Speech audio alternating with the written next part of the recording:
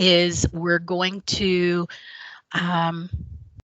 get into the course. And of course, once we get into the course on Blackboard, we see the new course announcements. Of course, this was made yesterday, which was on Monday, which was the first day to our new unit.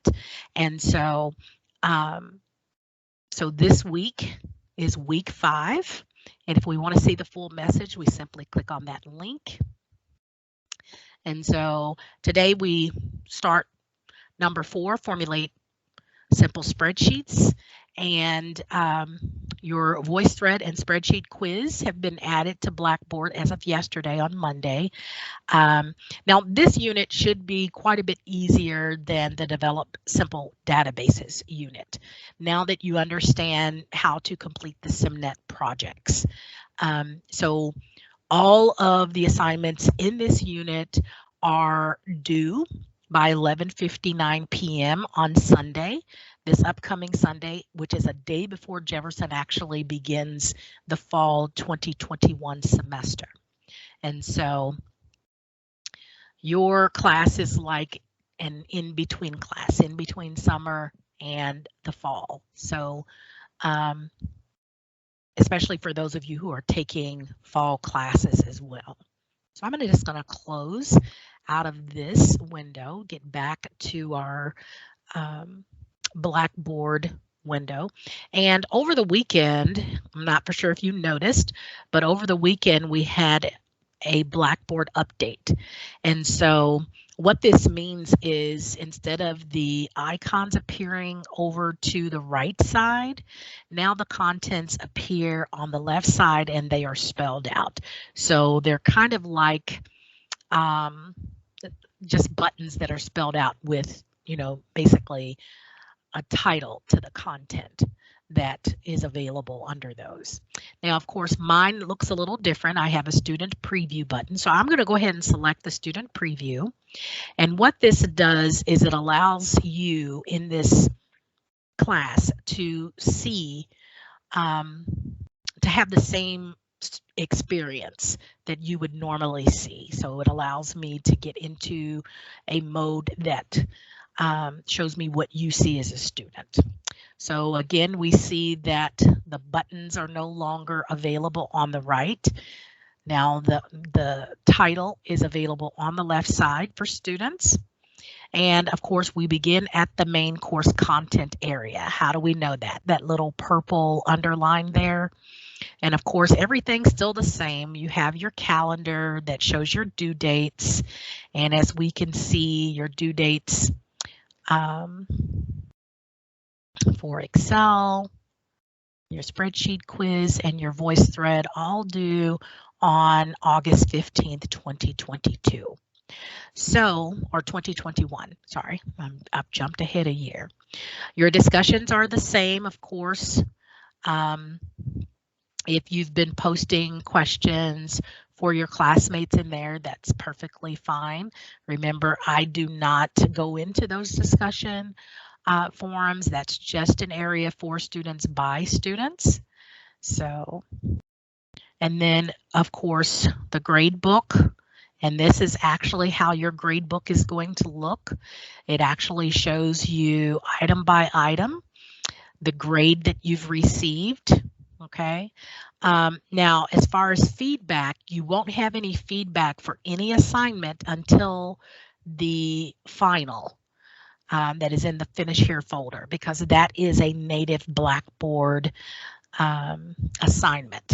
All of the other assignments, like on SimNet, you should get immediate feedback that tells you what areas you did well in and what areas you did not do well in. For the voice threads, I do respond to those voice threads.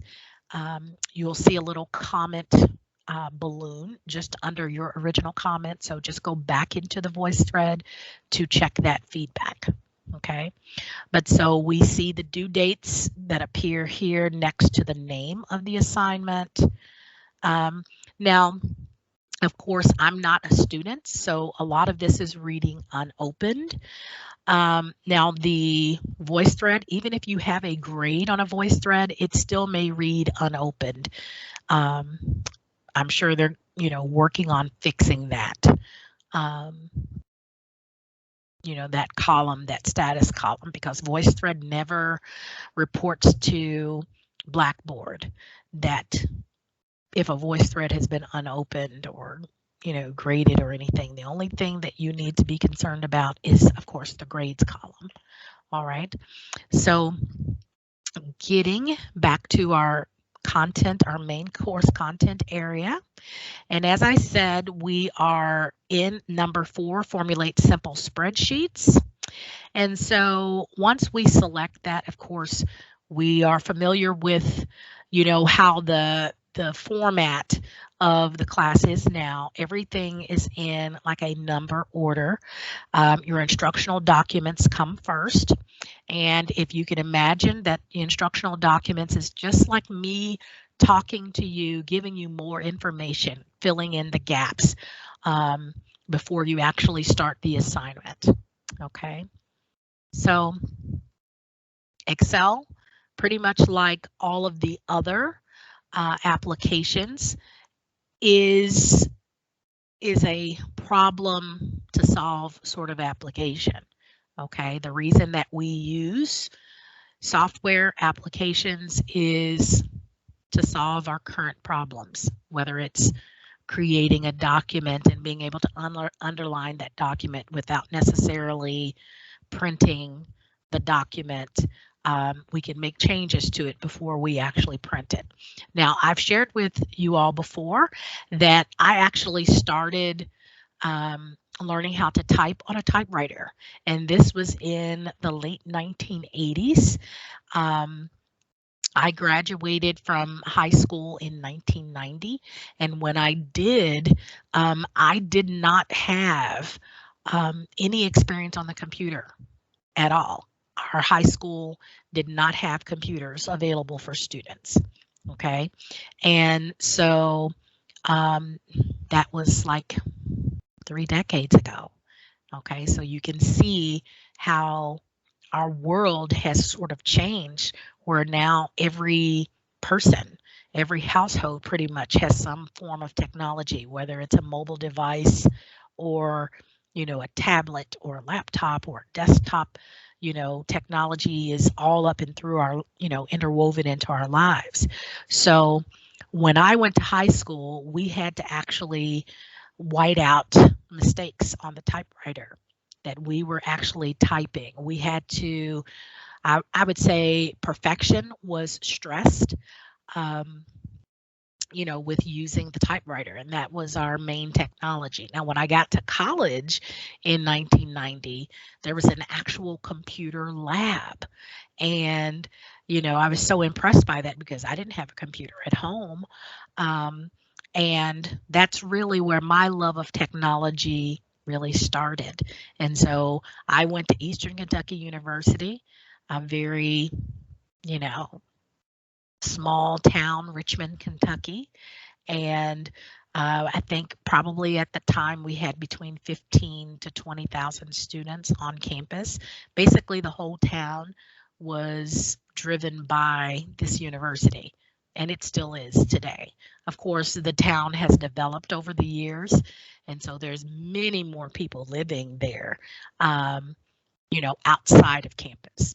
But so now most of your problems that you're going to experience using any application, you'll have to sort of figure out which application is going to solve the problem that you need it to be solved. Excel is one of those applications that basically manipulates numbers and also gives you the ability to process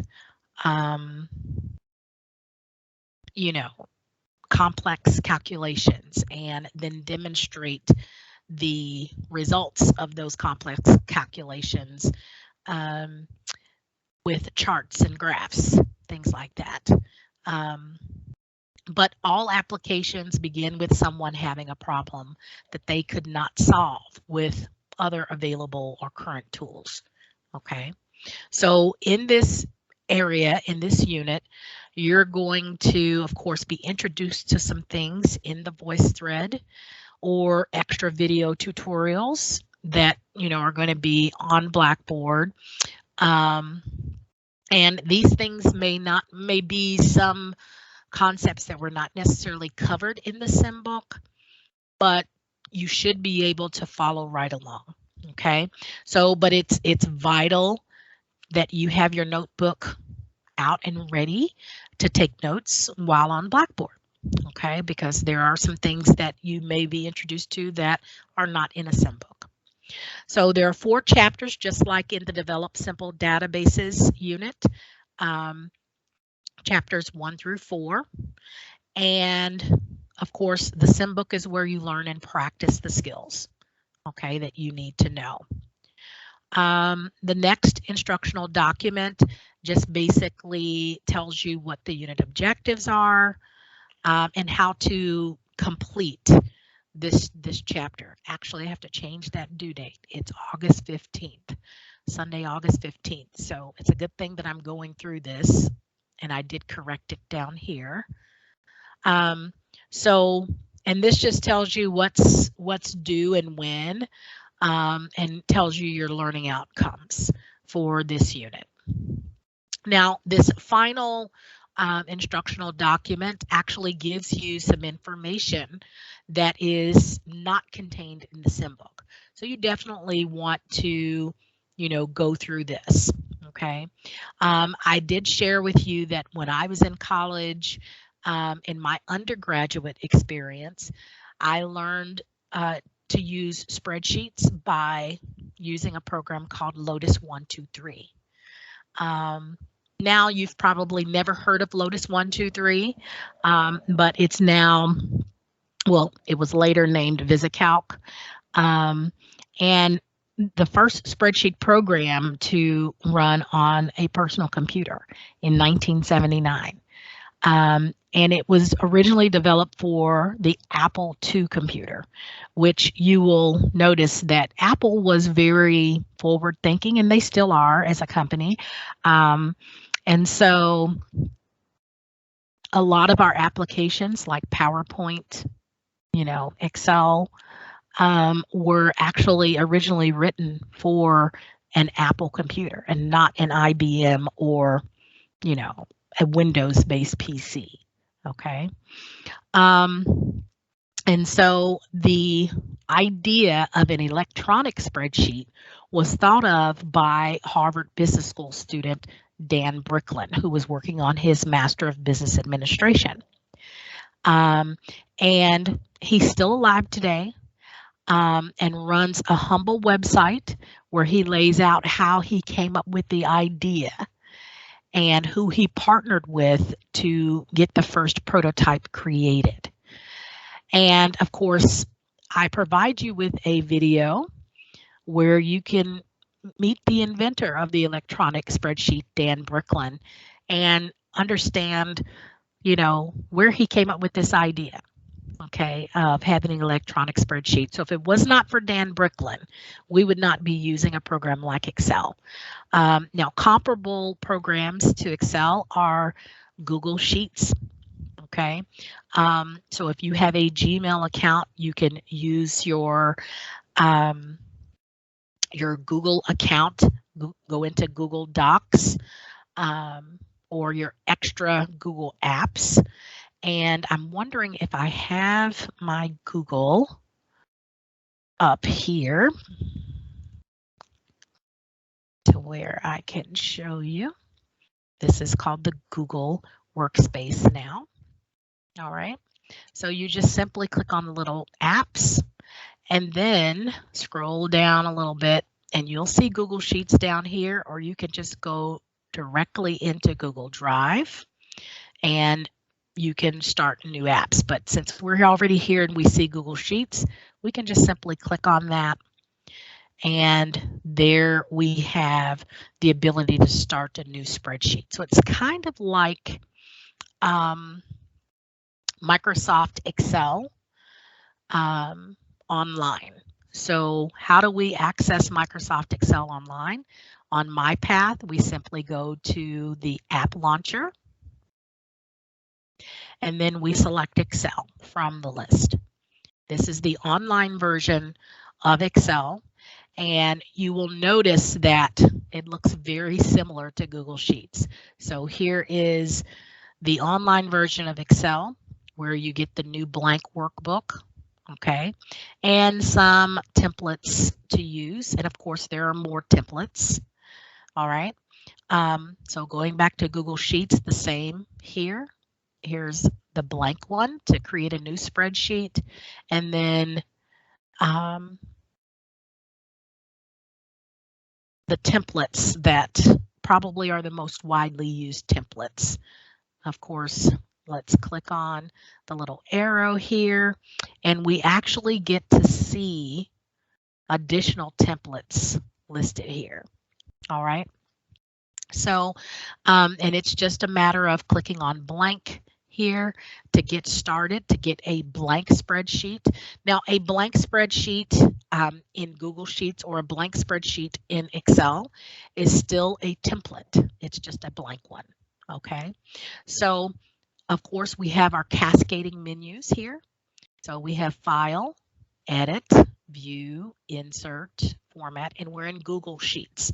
Now I'm going to switch over to Excel Online, and we're going to take a look at Excel Online.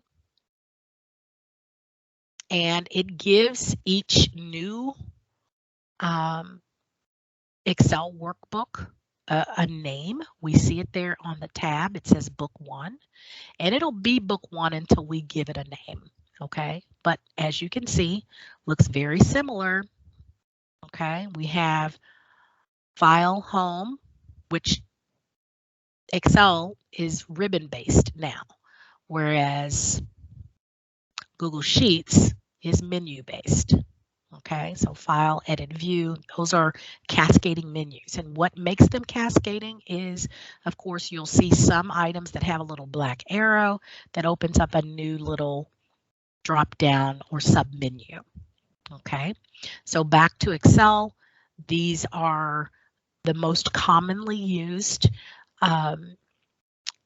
buttons or commands in Excel. So they bring those out, you know, for the ribbon. But we have insert, we have draw, page layout. So you see that each one is different, opens up a different, you know, ribbon of commands, of commonly used commands in that area. Okay, so you can kind of see the similarities. Now let's go back to Google Sheets here, and you see where the name of the Google Sheet, where it says Untitled Spreadsheet, and it also appears in the tab. Okay, so I'm just going to give it a name.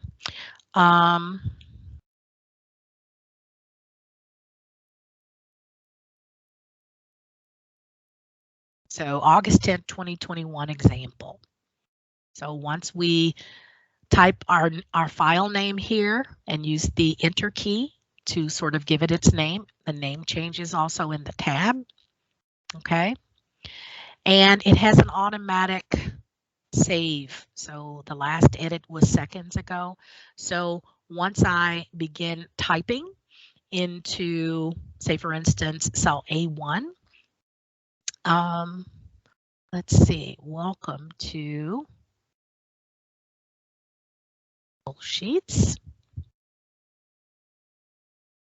Okay, and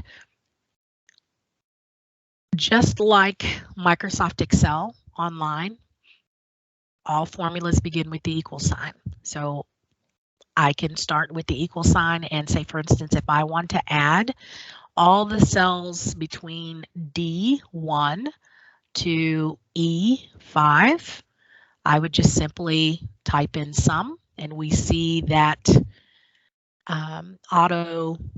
formula autocomplete that comes up with all of the functions that they have built in already that you know, that match up to that word. The caveat here is after the equal sign, you have to type in a letter. So I just typed in SU, and we see sum come up at the top of the list, but we also see other sums, okay, or SUs. So I'm just going to use this one just by clicking on it. And we see that the open parentheses actually starts. So I can then select D1, and I can come all the way, just click and drag all the way to E5. So it selects that entire range of cells. Anytime you select more than one cell in Excel, that's considered to be, not Excel, in Google Sheets or on a spreadsheet in Excel, same difference, that is considered to be a range of cells. So we see in the original cell that I did that function, it put that range of cells there. So I'm just going to use the enter key, and that's going to basically solidify that function in that cell. Of course, it's going to be 0 because there are not any numbers in these cells. Okay, but we're going to put numbers in the cell. So I'm going to go into the center of the cell, and I'm going to select all of these cells to E5. And we see that there is kind of like a darker blue box that is around that first cell. That's just letting you know that that's the active cell. Okay. So I'm going to just type in some numbers, just random numbers. Doesn't really matter what it is. Okay.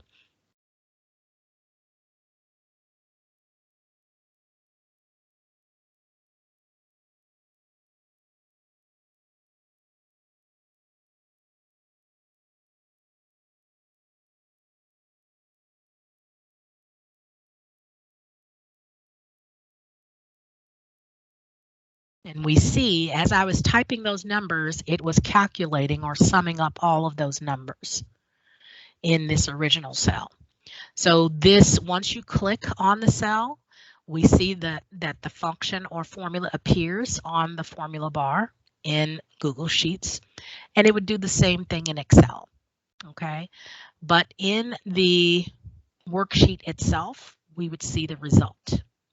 So the formula is there, it's working. If we select the cell, the formula is there, but this is the values, meaning the value of that function. Okay, so the same exact thing would happen in Excel.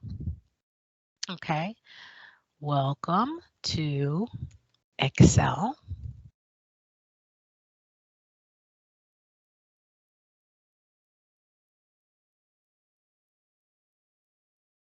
And I'm going to start with the equal sign. And I'm going to type in sum. And there we see the autocomplete list. Now the autocomplete list, the formula autocomplete list has been in Excel for many years. Okay, so this is how Google got its idea of creating an autocomplete list on google.com. So when you type in a keyword or a key phrase in that little search box, then the most commonly used results, okay, come up on a drop-down list on google.com. They got the idea from Microsoft. Okay, so I'm going to select this as I did with Google Sheets, and then I'm going to go to, let's choose D1 to E5 like we did on the Google Sheets example, and then use our enter key. Okay, again, there are no numbers in these cells, but I'm going to select those cells and just type in some numbers. Again, random numbers.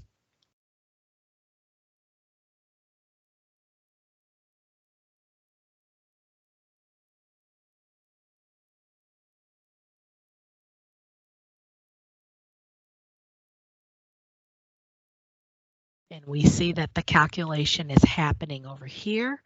And on the formula bar, we have the actual formula or function, but the result is in the cell itself.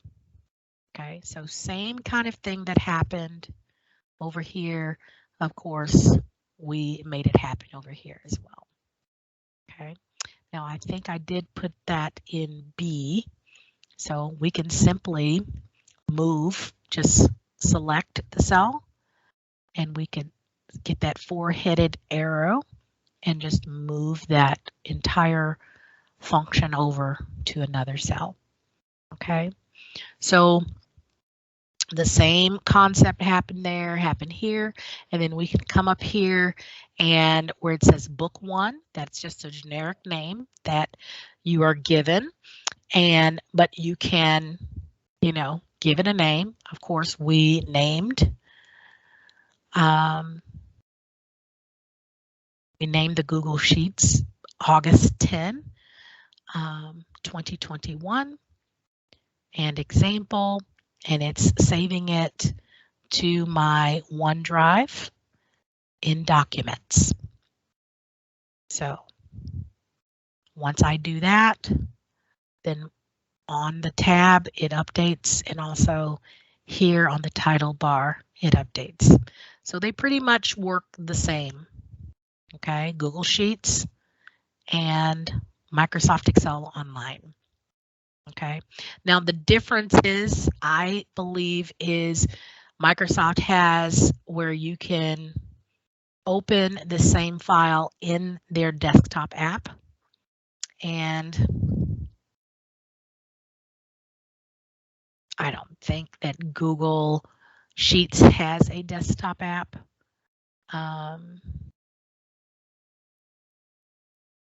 But I'm not that familiar to tell you definitively.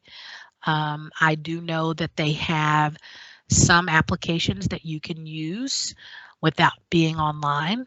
So, you know, I won't make that generalization, but you can kind of see how similar they are, but also that main difference, open in the desktop app. So if I was to click open in desktop app, then it would give me this little pop-up window that says open Excel, meaning the Excel desktop app, and it would open the file that we just created in Excel. Okay.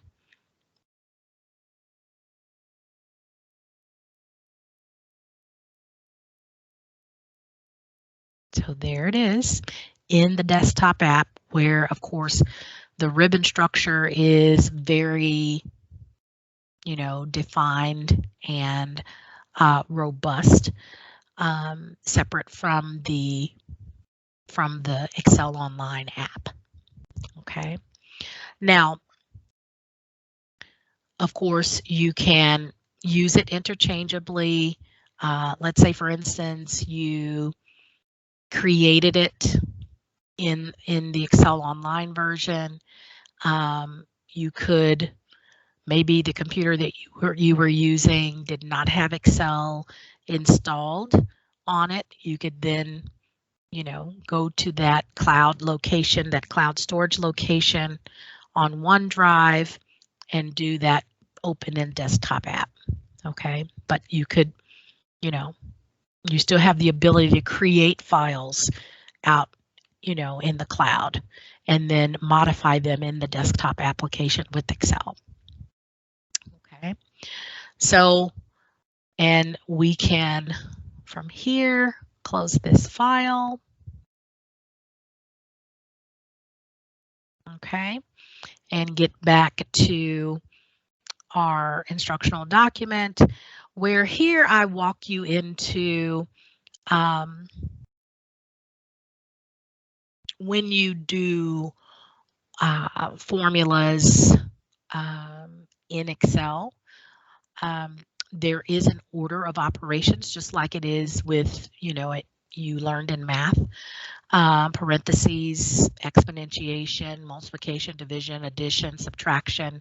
And some of you may be familiar with, please excuse my dear Aunt Sally, that acronym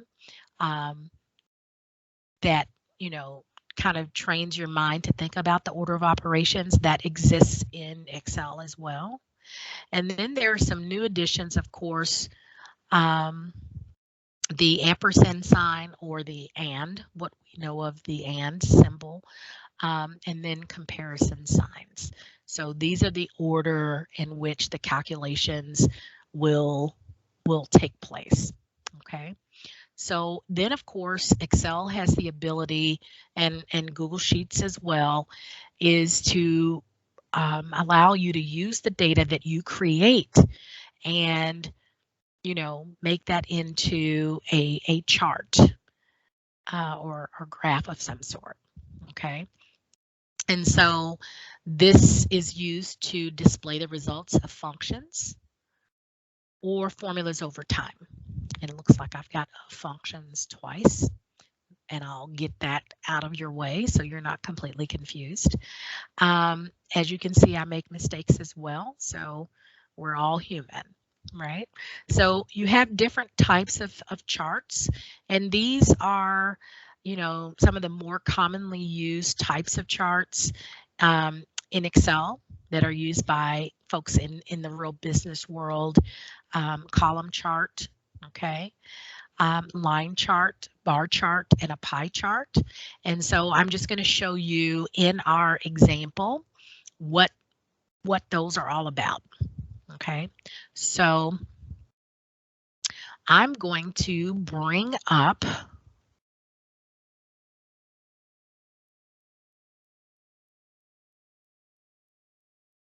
and share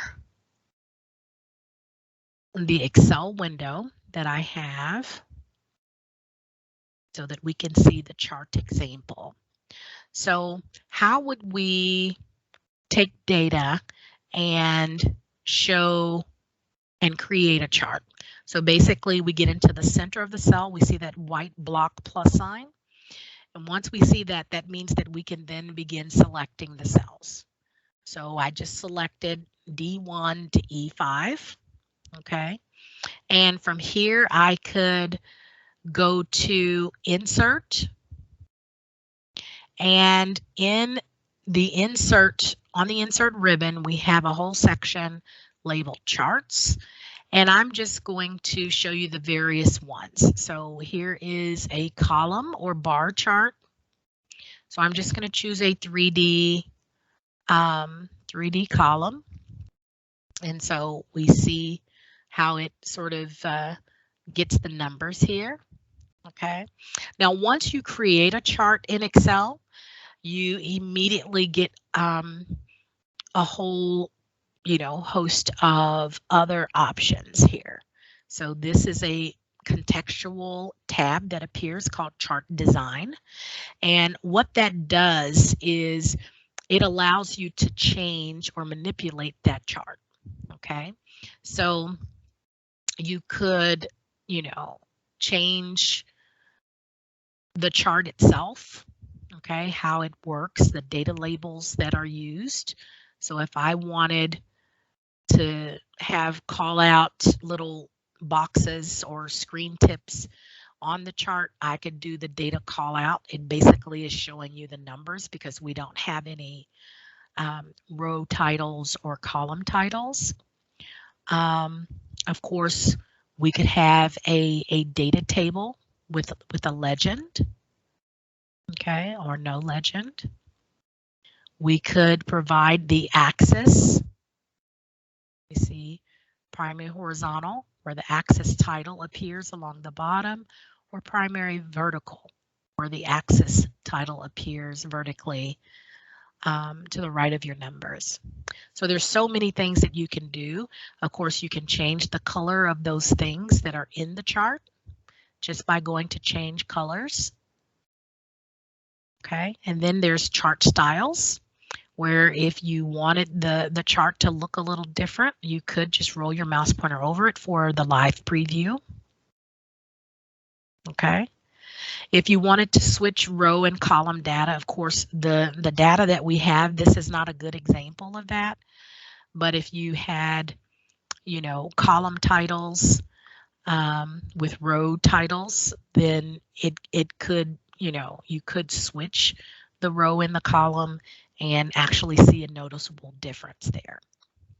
You could also use the select data to actually change where you want to get the data from.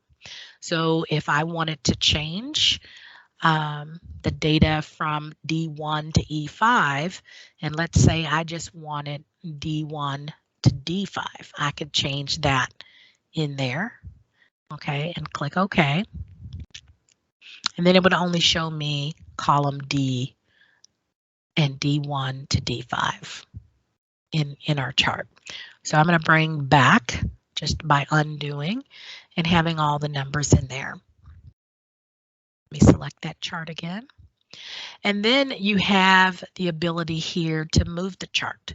You can move the chart to its own sheet just by selecting Move Chart and then creating a new sheet. Okay, so I'm just going to change this to column chart, the name. When I click OK, you're going to see next to sheet 1, you're going to see column chart, okay, as its own sheet in Excel.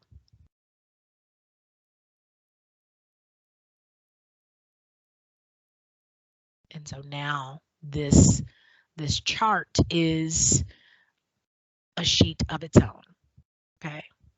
And if you wanted to reverse that, of course, you could go and move chart and then select object in and put it back in sheet 1.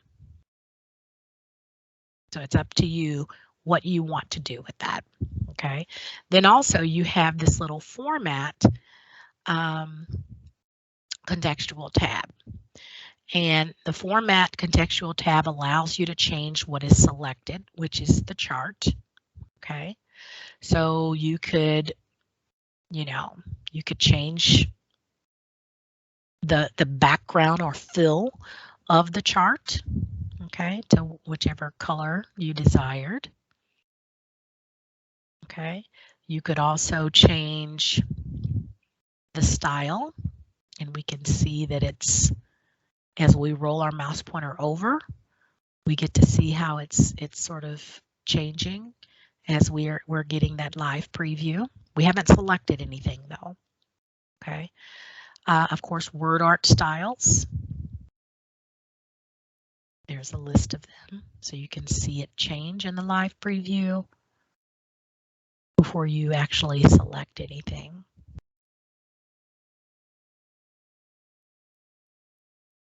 Okay, so there's a whole bunch of things that you can do. And then of course this alt text, basically you're creating text descriptions of objects for screen readers. So not everyone is born with the gift of sight or sound, right? So those citizens among us need help in sort of explaining what is on screen, right? And so they have programs called screen readers that actually explain to them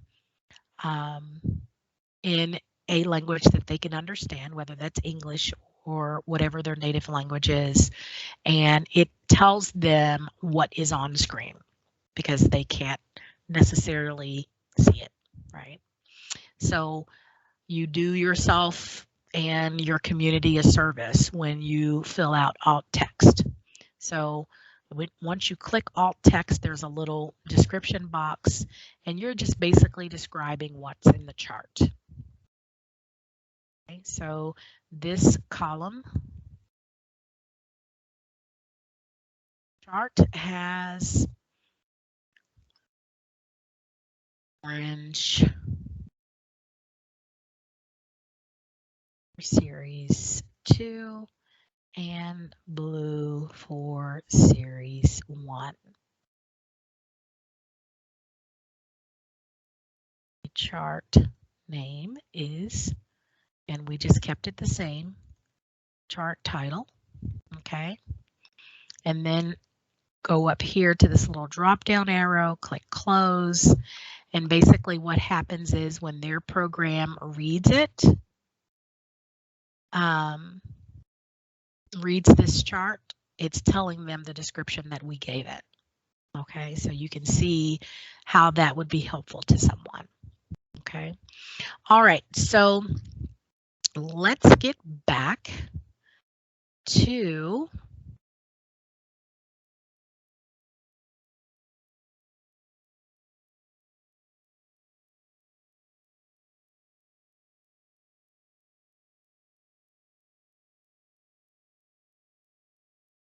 our content on Blackboard.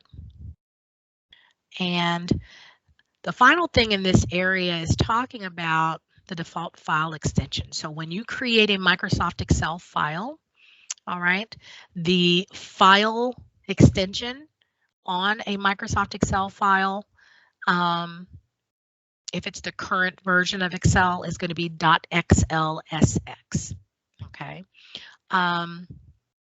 So in 2007, that version of Excel, the file extension was .xls. Okay, so you can see very similar here, but it just has an extra S on it. Okay, so each file that you create in Microsoft Excel now is automatically saved in the .xlsx format. Okay, but if you have the .xls file, you should be able to open them up in Microsoft Excel or LibreOffice's Calc application. So we talked about Libre or Liber, depending upon, you know, how you refer to that.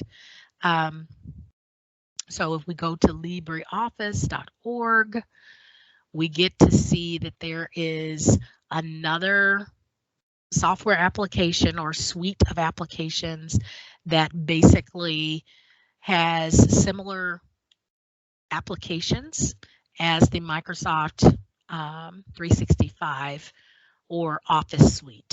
Okay, and Writer, of course, would be for like Microsoft Word. Calc is like Microsoft Excel. Okay, Impress is like Microsoft PowerPoint. Okay, and then we have Base, which would be like Microsoft Access. Okay, but you can bring up Excel files and use them on LibreOffice as well. And this is a free download. So if you want to get some experience with it, just travel over to LibreOffice.org and, you know, download this suite of applications. Okay, who knows? It could be a business out there that, you know, uses LibreOffice. You know, and definitely you having more experience on LibreOffice would, you know, be just that another notch on your belt to demonstrate, you know, that you know a lot about different software. Okay, so, but that's, you know, completely up to you to do so. It's not a requirement for this class. But if you have .xls files, meaning files that were created in the 2007 version or earlier of Excel, you will be able to bring them up in that Calc application. Okay, now as I mentioned earlier, all of the spreadsheet or Excel assignments are due on Sunday, August the 15th, the day before Jefferson starts its fall 2021 semester. Okay, and a reminder here about your SimNet projects. Each SimNet project gives you 2 attempts. Okay, so if your first attempt does not result in the grade that you expected, simply look at the results, the feedback that you received, and, you know, you start from scratch would be my my advice to you, and redo it. Okay, the more practice you get with doing the projects, the more proficient you become with those. And then, of course, the best practice for completing the projects is to use the file download wizard. If it appears in step 1 on the project window, you use the file download wizard, and that gets you all of the files that are needed for the project. If it only has the start file little link, then use that. But anytime you see file download wizard, that may mean that there are some extra files that you're going to need to complete that project. Okay, so I'm going to close out of here. And well, before I do, once you finish the entire unit, you want to complete that learner's exit slip. And what that does is it just helps me to better help you. Maybe not necessarily in this unit, but in other units, because there are 4 questions on the learner's exit slip that are basically asking you, what was your big understanding, your one big understanding in this unit? And then what's one thing that still confuses you? Okay, so me knowing that will help me to better your experience. Okay, so I'm going to click close here. And so we see that our voice thread is available and ready for us. And we also have the sim books that are ready. Your sim books, of course, are your textbook chapters. And you're going to learn a lot about Excel, what the menu options are, what they do, things like that. So you should be able to plow through these relatively quickly. Okay. And then you only have one project, and that is from the 4th chapter, your final chapter, and then you have a 5-question quiz. Pretty much like the Develop Simple Databases unit, you have 5 questions from combination of the instructional documents as well as your sim book, your sim books. So, you know, you definitely want to go through those instructional documents and complete those sim books in order to do well on the quiz. Okay. And there's that learner's exit slip, you know, that you would complete. Now, that's all that I have for today, but if you have any questions, of course, Troy will be available for you just simply by clicking on the join session and course room. During his time online, of course, I will be online a little later as well, from 8 to 9 p.m. this evening. And so if you need any assistance, please do email me at sherry.jacob@kctcs.edu, or you can simply click on messages, click the plus sign, and then type in my name. Okay, and you'll see me there listed, Sherry Jacob Instructor. It does automatically go to my KCTCS email. So that means if I first see it on KCTCS email, I'm replying to KCTCS email. But I'll try to make a point of it to come here first to see if it came from Blackboard Messages. But often my responses will be in email because I'm always on email. So just know that if I haven't responded to you on Blackboard Messages, to check your KCTCS email, which you should be doing that anyway, you know, periodically throughout your week. All right, so I'm going to get out of student preview, get back to what I'm used to seeing. And again, I just want to point out that Blackboard has changed. As of this past weekend, they did an upgrade, and now our buttons that were in the top right corner are no longer in the top right corner. They're over on the left, and they are actually spelled out. Okay, so just know that. And hopefully all of this makes sense, but if you have any questions, Troy and I both will be available to hopefully answer those questions for you. So I look forward to hearing from you today. And if you have any questions between now and Thursday, please do let us know. All right, have a good one.